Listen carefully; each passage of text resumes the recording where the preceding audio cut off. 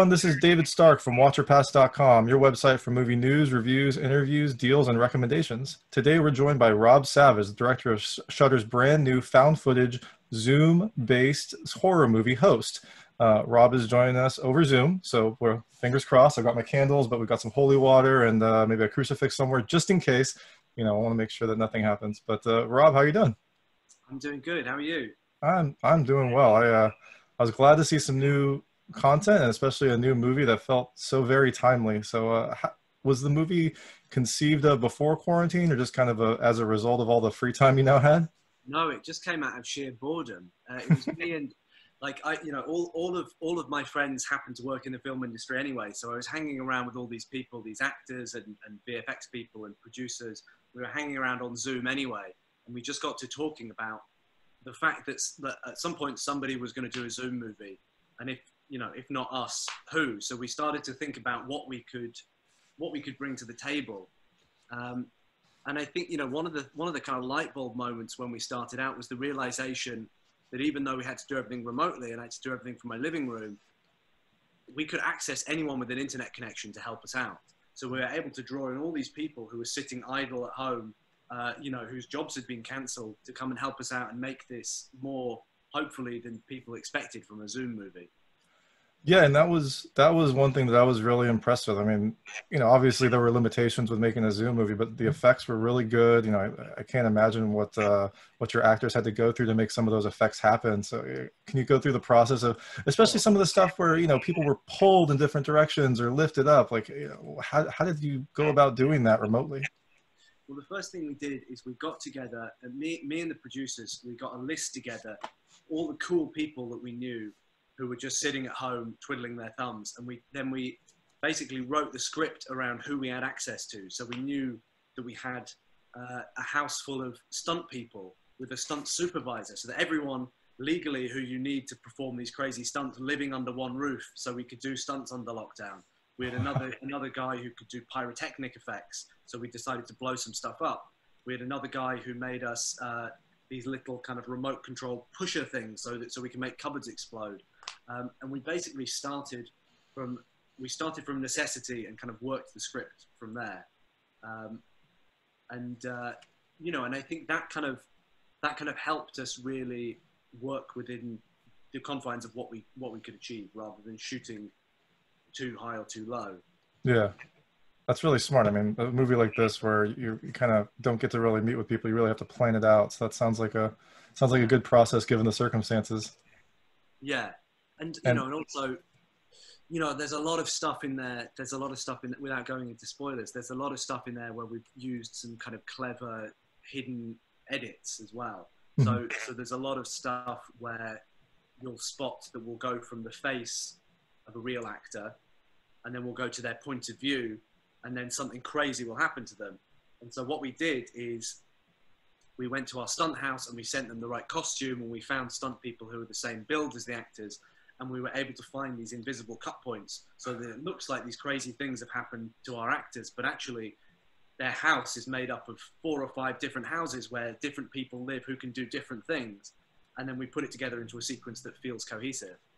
that is actually a really good point. 1917 got so much applause and so much accommodation, rightfully so, because of their seamless cutting. But this movie had just as many seamless cuts because you kind of have to make everything feel like one organic call. Exactly. The real time thing, that was the only, when we started out making this, and the whole thing from literally coming up with the idea of doing a movie at all without even a plot to delivering the movie yesterday was 12 weeks. So it's 12 weeks all in. Just those decisions had to be kind of baked into the process. So that was my next question, was, I guess, how quick was the turnaround time? 12 weeks for a movie is insane. Did you, I guess, what point did you approach Shudder, or did you kind of do that before you started, or was it kind of organic as you're like, hey, we've got this cool thing that we think we can get done, here's some footage? Like, how did that process work? We went out. I mean, I'm a big Shudder fan anyway, and I'd been in touch with Shudder about other projects, and we've been trying to find something to work on together. And basically, I mean, there was a big bidding war for this project, weirdly, for such a small project, because nobody could actually make anything. We did this right at the heart of lockdown. Mhm. UK is slightly opening up now, but this was right in the heart of lockdown when cases were highest, and everyone was clambering for something they could film because nothing could go into production. So we had lots of people kind of pitching to finance it, but they all had kind of old-fashioned notions of how a film should be put together in their head. They were talking about, well, we can get this out in 6 months. We can, we can then see if we can get a theatrical release. And I was like, no, this movie has to come out while it's still relevant. This is a movie about, not about the pandemic, but about being confined to your home. It's a lockdown movie in the sense of it's got to be claustrophobic and people have to watch it while this is still a reality.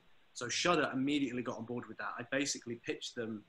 I had a couple of ideas for scares, and I had a log line, and that was it. And it was the pitch was basically, you know me, I'm going to do something cool if you just let me figure it out.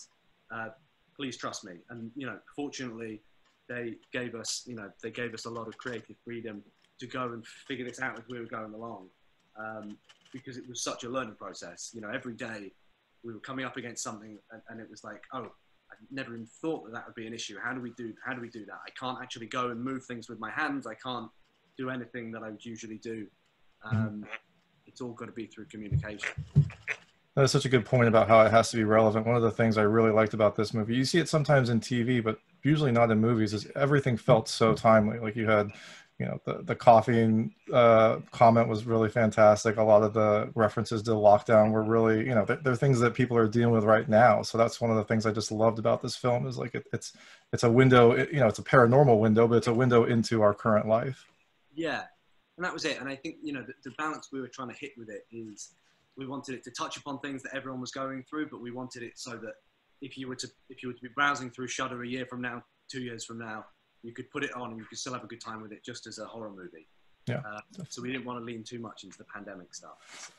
And I guess one of the things with a movie that's basically a long Zoom call, the conversation felt very natural. And I was just wondering how much of that was written and how much of it was just the cast kind of being natural on a Zoom call, with some scary stuff happening. I mean, a huge amount of credit needs to go to the cast. I mean, every movie is a collaboration, but this one even more so than others. We basically, me and the two other writers, Jed Kessler and Jemma Hurley, we put together a 10-page treatment. It was kind of a beat sheet with kind of conversation starters where we wanted the scenes to begin and end. Excuse me. And then within the actual confines of the scenes, that was all worked out on the day with the actors. Oh, wow. I'd be there sitting on Zoom, hidden, muted. And if something was going in the wrong direction, there'd be this phantom voice that would come in. I'd unmute myself and I'd say, stop talking about that, move on, or try this, or I'd throw them a prompt. And so a lot of it was just this kind of free form. It was us basically finding the movie day by day as we went along. Wow, that sounds a lot of fun, but also very stressful. It's very stressful. And one good thing that we did was we didn't give any of the cast a full script. We gave them all kind of a red-acted script, so nobody knew who was going to die. Nobody knew where the scares were coming from. And what I did is I filmed all of the scares in advance and then played them to the actors live as though they were happening. So oh, wow. A lot of those reactions you see in the film, they're genuinely reactions of the friends, thinking that they're seeing their friends dying in front of them, or having these unexpected scares come up. Oh, wow, that's actually genius. That's really good. And one thing that I did before we went into it is that we staged a real séance with a medium for all the actors, just to get them into the right state of mind and just to see how they would react. And actually some weird stuff started happening in all of their houses, so they were kind of on edge the whole production. And yet they stayed with the project. I can imagine someone being like, nope, that's enough. It's too much. Well, I was the only one that knew the medium, so I was the only one that could save them. So I know we have you for a short time today, so I just wanted to cut into, we call it the lightning round. It's basically just, I love the movie and I picked out some things that happened and I just kind of want to see how close you are to your characters. So quick questions. You can answer as much or as little as you want. But so before this movie, have you ever participated in a séance? Yes. Yes. Have you ever taken a shot during a Zoom meeting? Yes, almost every Zoom meeting. Have you ever played a Zoom drinking game? Yes. I guess what was your favorite one if you want to go into it? We did Can't remember. We did one. We watched the movie Outbreak, the Dustin Hoffman one, and we took a shot every time the monkey was on screen. I think. Oh my gosh. Yeah, we were. We didn't make it to the end. I'll tell you that. And that is also a very timely movie. So. Yeah, yeah. So I guess this answers the next question. Have you ever had a large Zoom party during quarantine? Yeah, that's basically what we're doing. Yeah, it seems like many. It seems like that's kind of what got this project started. Yeah. What's your go-to Zoom background? I've got, let me see. My Zoom doesn't actually work, so it looks kind of... like ghostly? Kind of bizarre. I think I need to upgrade, weirdly, for somebody who spent so much time on Zoom. Okay, you think they give you a special account or something? That's my favorite from... Oh, nice. I can put my face right there. Yeah, it looks like your face has spider legs coming out of it. What's your go-to Zoom effect? I like the little wave when you're on a big Zoom meeting, especially when you've got 7 actors all talking over each other. You can put the little wave symbol in the corner just to put your hand up. Oh, perfect. That's how I ended up getting their attention. Have you ever used a screensaver to mask what you're doing during a Zoom call? No, I haven't. But sometimes I turn my camera to face Freddy there just to freak people out. You are brave filming this movie with all that stuff around you. Yeah. No, honestly, like all this weird stuff has been happening throughout the shoot. Oh. Sorry, it does that sometimes. That's perfectly fine, and candles. Be respectful to the spirits. We just need to shut down the séance, and then cut that rope. Cut that rope. Last question: have you ever used a selfie stick to investigate something that was scary or unsettling?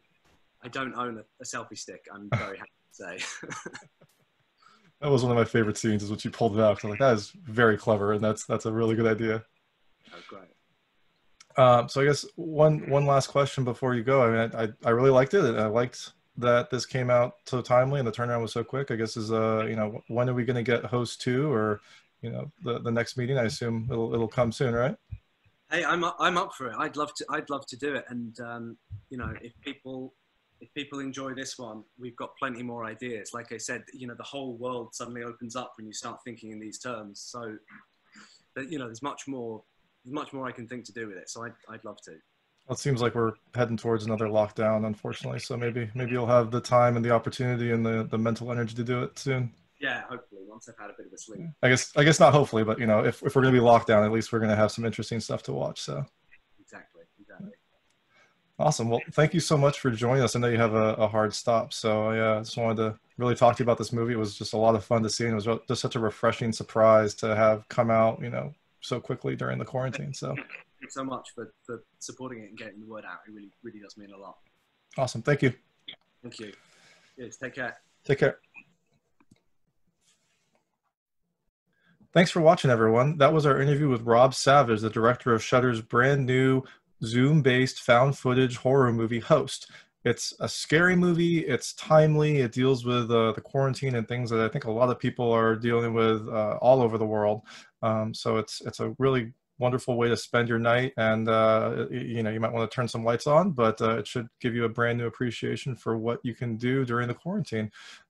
It releases on Shudder tomorrow, so make sure to check it out. And as always, go to watchyourpass.com for your movie news, reviews, interviews, deals, and recommendations. Thank you.